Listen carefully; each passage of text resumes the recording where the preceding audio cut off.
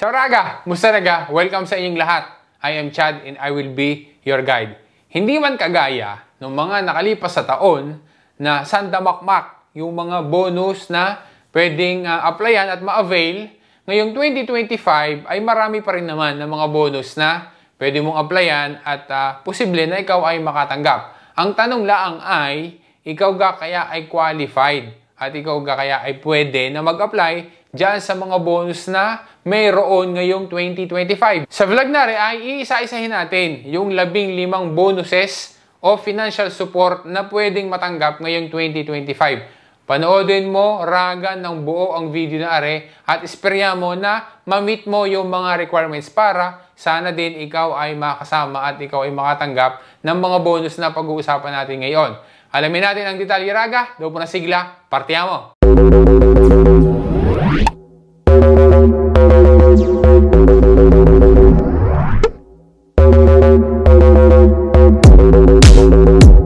Gaya ng nabanggit ko na doon sa isang previous vlog ay start na ng application online para doon sa bonus na 500 euros. Yan ay para doon sa mga ipinanganak noong taon na 2006. Ang tawag diyan sa bonus na iyan na 500 euros ay Karta Kultura. Kasamaan din ng Karta Kultura ay yung isa pang bonus na 500 euros din. Kaya kung halimbawa na qualified sa parehas na bonus na iyan ay di aabot ng 1,000 euros ang matatanggap. So yung isa naman na bonus ay, ang tawag naman dyan ay Carta del Merito. Dahil yan ay para doon sa mga nagmaturita at ang nakuha nila na vote ay 100. Yan ay ina-applyan online, kailangan ng speed gaya ng na-explain na natin doon sa nakalipas na video. Dini sa Milano ay mayroong sabihin natin na tinatawag na bonus trasporti. Yan naman ay taon-taon na. Ilang taon na lumipas ay meron lagi niyan, yung tinatawag na ATM na agevolazione easy. Na kung saan ay kapag ka-qualified ka, maaari ka mag-apply niyan, makakakuha ka noong ayuto na ang abonamento annually mo para doon sa iyong tessera ay 50 euros laang. Tapos ay kapag ka for Milano ang iyong biyahe, yung iyong ikakarga na abonamento doon sa iyong tessera, ay di mayroong konting dagdag doon sa 50 euros. Ang pwede na mag-apply niyan, kailangan mayroong easy na below 6,000 euros. Yung mga taga Milano ay aware na naman sa bonus na yan. Asenyo Unico, yan naman ay yearly, meron yan. At ang natatanggap na bonus diyan, yung pera ay monthly at yan ay nadating doon sa iba ng residente. Para yan doon sa mga magulang na mayroong karikon na anak na minorenne.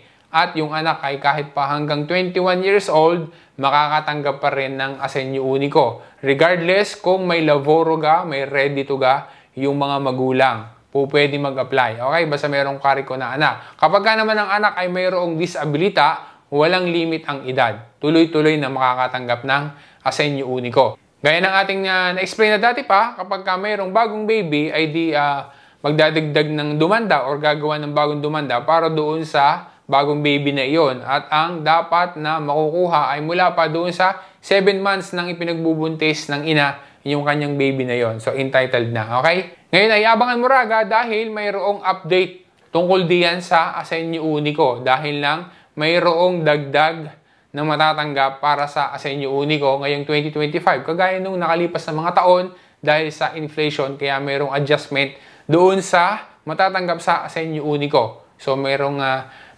slight na increase. So, abangan mo raga dahil gagawa tayo ng separate na video tungkol diyan para mas ma-detalye ko pa sa iyo. Yung isang bonus, ito ay dati na rin, yung tinatawag na Carta Acquisti. Para yan doon sa mga pamilya na mayroong membro na below 3 years old na anak. O kaya naman yung pamilya na mayroong membro naman na mas mataas ang edad sa 65 years old.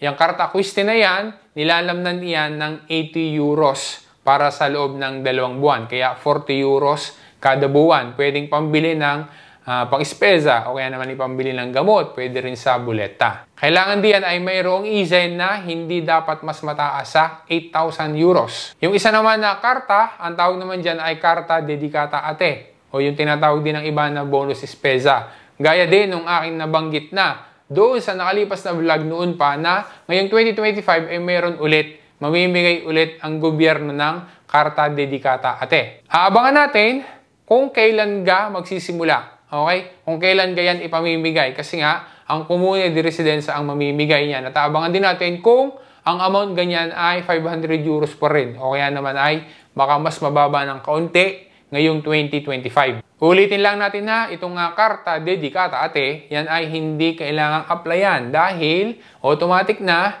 ang komune di residenza ang napili ng mga beneficiaries kung sino gayong bibigyan. At sila rin ang nagko-communicate doon sa mga mabibigyan ng karta na iyan. Kaya hindi yan kailangan na applyan. Yung isa na patuloy pa rin ngayon, 2025, ay yung, gaya ng alam mo na, baka alam mo nito Raga, yung tinatawag na Assegno di Inclusione. Yan ay para doon sa mga pamilya na mayroong member na minorene. At ang dapat na easy ay hindi mas mataas sa 10,140 euros.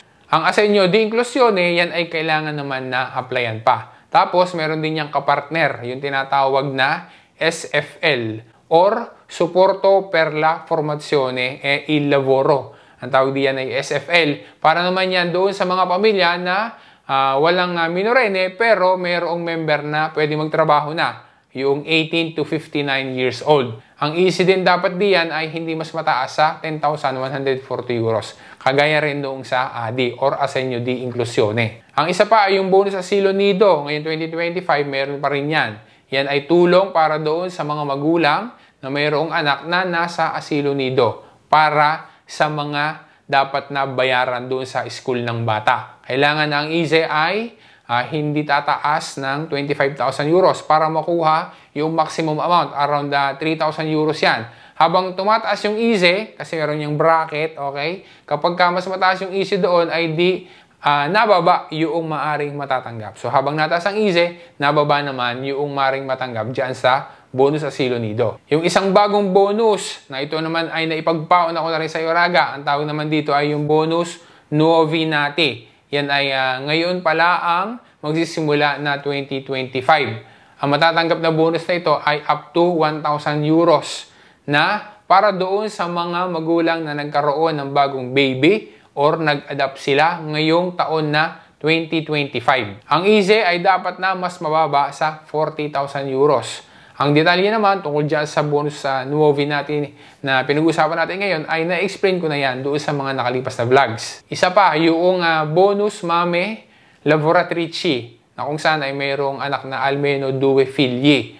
So yan ay meron pa rin ngayong 2025 at good news dahil extended na kasama na yung mga autonome. Pero purtroppo, yung mga lavoratrice, okay, yung mga babae na meron na kahit na qualify dahil meron din silang anak na almeno 2 na minorene. Pero sila ay nandoon sa lavoro domestico. Ang tinutukoy natin ay yung mga call, badante, babysitter. Purtroppo ay hindi pa rin kasama, hindi pa rin entitled diyan sa bonus Mame Lavoratrici ngayong 2025. Although kasama na yung mga autonome, pero excluded naman, hindi rin kasama yung mga regime forfeitario. Congedo parentale naman, good news din dahil mayroong dagdag na 3 months.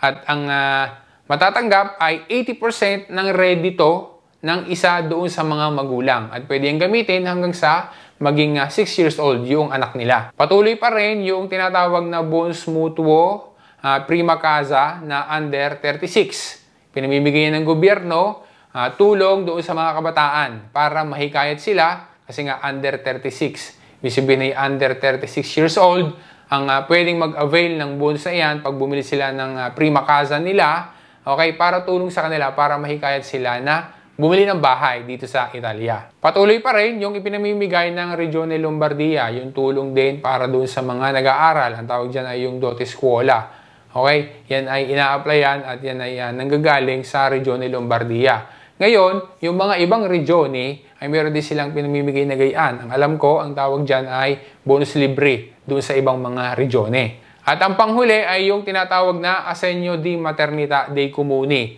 Para yan doon sa mga ina na nagkaroon sila ng bagong baby. Pero dahil sila ay walang lavoro, hindi sila nakatanggap ng indemnita doon sa maternity leave. Kasi nga wala silang lavoro eh. Kaya ang komune di residenza ang magbibigay sa kanila. So pwede mag-apply niyan yung mga ina na nagkaroon ng bagong baby. Okay? Na gaya na ating binanggit kanina, walang lavoro. Pwede yung applyan bago mag 6 months yung bata. Kasi nga 5 months ang ibibigay para doon sa Asenyo di Maternita. 5 buwan kasi ang cover noon. Pero yan ay nakadepende kasi nga galing sa komune, kaya kada komune meron silang mga regula na ipinapatupad tungkol diyan sa Asenyo di Maternita. Especially regarding sa requirement na tipo ng permeso di soggiorno. Meron kasing mga komune na ang nire-require nila kailangan ay yung permeso di soggiorno na lungo periodo or yung tinatawag pa rin ng iba na carta di soggiorno. So kailangan na alamin mo sa iyong komune kung halimbawa na ikaw ay pwede ang mga regula na naka-establish para makapag-apply ng Asenyo di Maternita. As of now, Raga, ay iyan yung 15 bonus na pwede kong i-share sa iyo ngayong 2025. Ang iba diyan ay active na, yung iba ay hinihintay pa natin kung kailan magsisimula. Mabilisan lang yung ating explanation ngayon kasi nga sobrang dami niyan, 15 kasi. Ngayon ay mag-comment ka, Raga, kasi baka meron kang bonus na binanggit natin dyan sa 15 na yan na gusto mo na magkaroon pa ng mga detalye. So, i-comment mo lamang para na sa ganun ay gagawa natin paraan na sa susunod na mga videos ay ma-explain natin ng mas detalyado pa para mas maunawaan mo pa yung tungkol sa mga bonus na binanggit natin sa video na are. Salamat sa panonood mo, Raga. Once again, this is Chad and always remember, Chad will guide. Grazie, Raga. Alla prossima.